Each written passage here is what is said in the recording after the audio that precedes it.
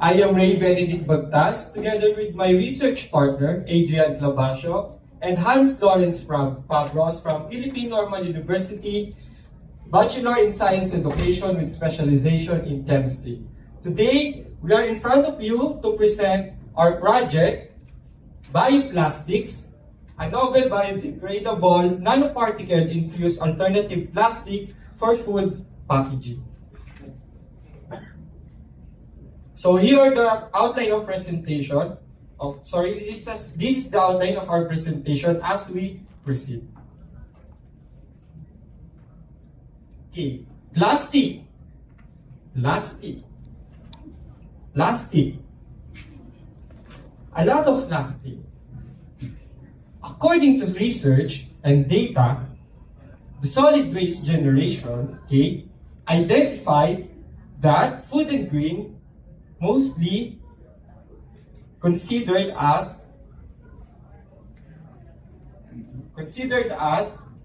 pollutant. Okay, next slide. To be specific or to be precise, the top 3 global solid waste are food and grain, paper and cardboard, and plastic. Next slide, please.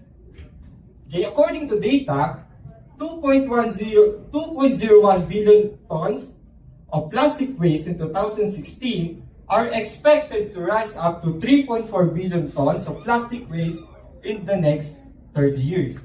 Next slide, please. Okay, according also to data, Philippines are one of the top 3 contributors of plastic waste in the world, with 0.75 million tons of plastic waste in the ocean each year.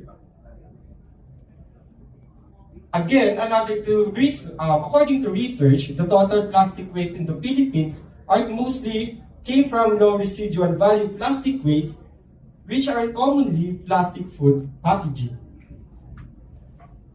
And also, food corporations are considered one of the most plastic contributor waste in the Philippines. So most of food manufacturers now try to consider alternative to food packaging. Okay, so these are mostly active food packaging.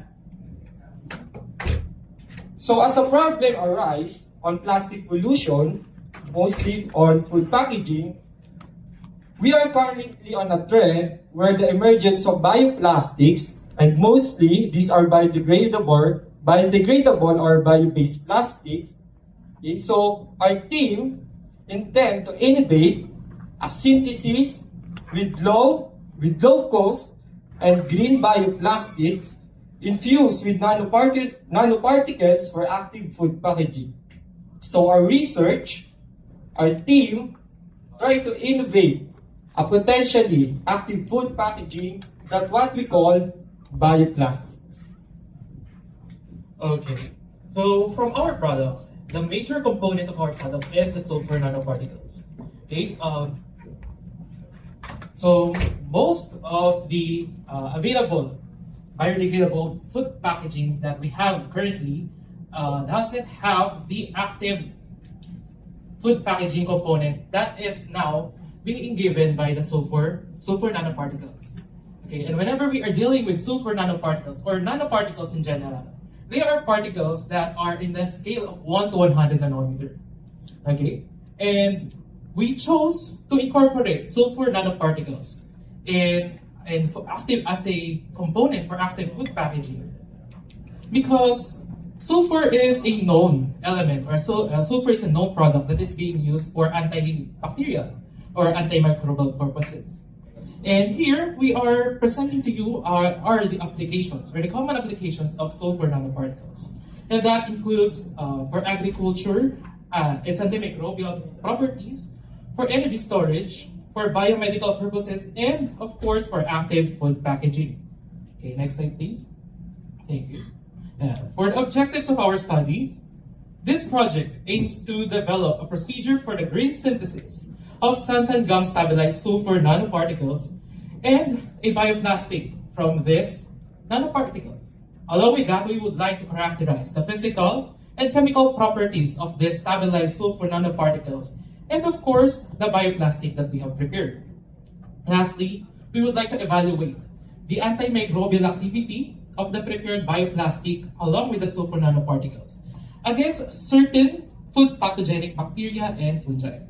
Okay, and for this study, we have chosen Staphylococcus aureus, Salmonella typhi, Aspergillus niger, and the Penicillium sp. Okay, thank you. Yeah. For our methodology, here are the materials that we have used in our synthesis. And these materials are categorized as low cost, as later on we will be presenting to you the cost of our materials. But in this synthesis, we have made use of sodium thiosulfate pentahydrate, anhydrous citric acid, and santan gum. Next slide, please. Thank you. Okay. Now here is the measurement of the materials as we synthesized our sulfur nanoparticles. For both setups of sulfur nanoparticles, we have added 0.62 grams of sodium thiosulfate, 0.96 grams of citric acid in 100 milliliter of distilled water. Now, the difference between the SNP1 and the SNP2 is that for SNP1, we have added 1 gram of santan gum, which is equal to the 1% weight per volume.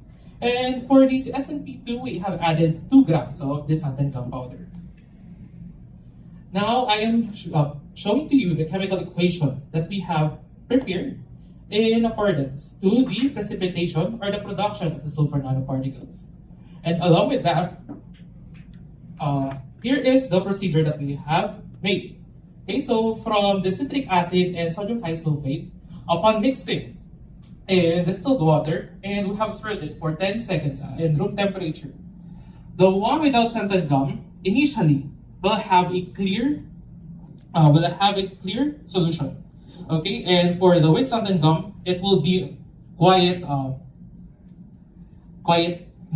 it's more cloudy in a sense because of the addition of santan gum in the solution. Okay, next. Okay, so from that point, we have prepared our colloid or our mixture. Now, from that, we will then prepare the bioplastic or the film. And to do that, we have we use the solution casting method, wherein we have poured or casted our colloid or a mixture in a flat bottom tray container, and then dried that that mixture in the oven for 12 hours at 60 degrees Celsius. Okay, next. Okay, thank you. Now, upon presenting the creation or the method for the preparation of the sulfur nanoparticles in the bioplastic, here are the characterization that we have incorporated in the process. So first is we have made use of scanning electron microscopy and transmission electron microscopy to determine the size and the morphology of the sulfur nanoparticles. Next is that to determine the elemental composition of the sample, we have made use of energy dispersive X-ray spectroscopy, and to check for the functional group interactions of those sulfur nanoparticles, we have made use of Fourier transform infrared spectroscopy. Now, for the characterization of the bioplastic, we have made use of tensile testing to evaluate the tensile strength of our bioplastic that we have produced. Lastly, we have evaluated the antimicrobial activity of both the colloid and the bioplastic against the gram-positive S. aureus, gram-negative Salmonella typhi bacteria, and the Aspergillus niger and Penicillium sp fungi.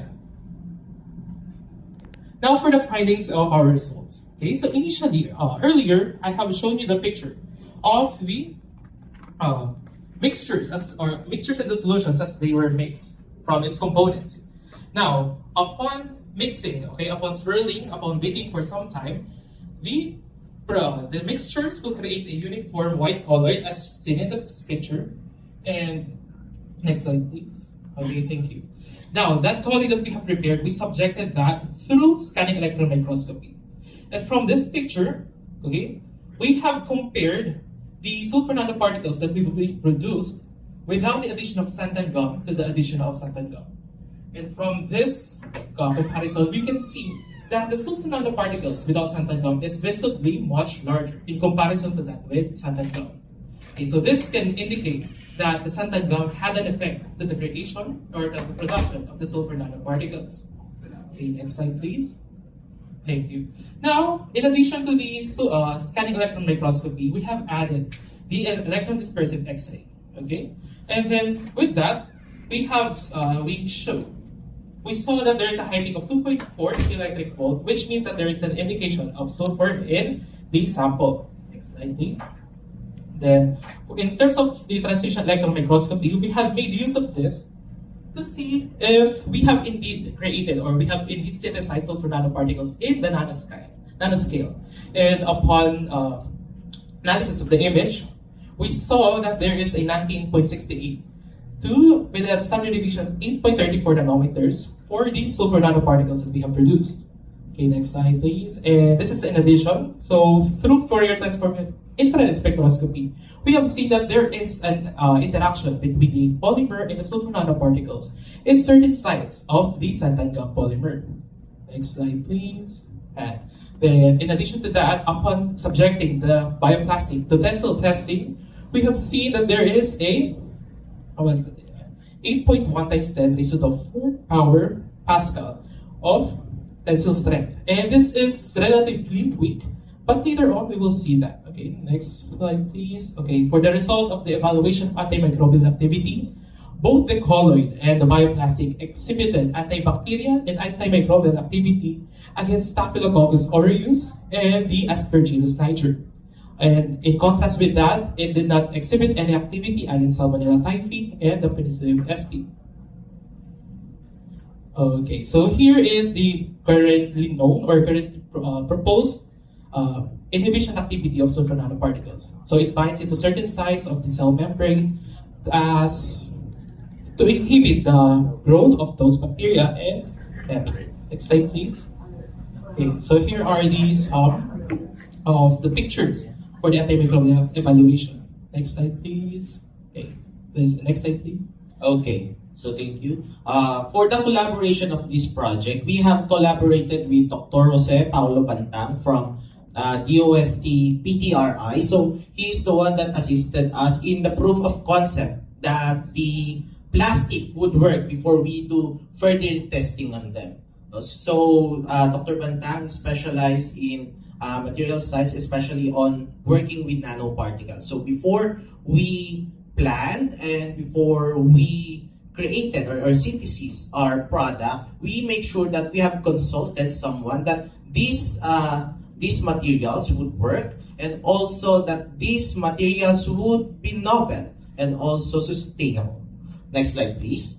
And also we have consulted Dr. Orcel G. Bigol from DOST ITDI. So after the proof of concept, after synthesizing the product, so we have now seek help to identify if the product has antimicrobial activity.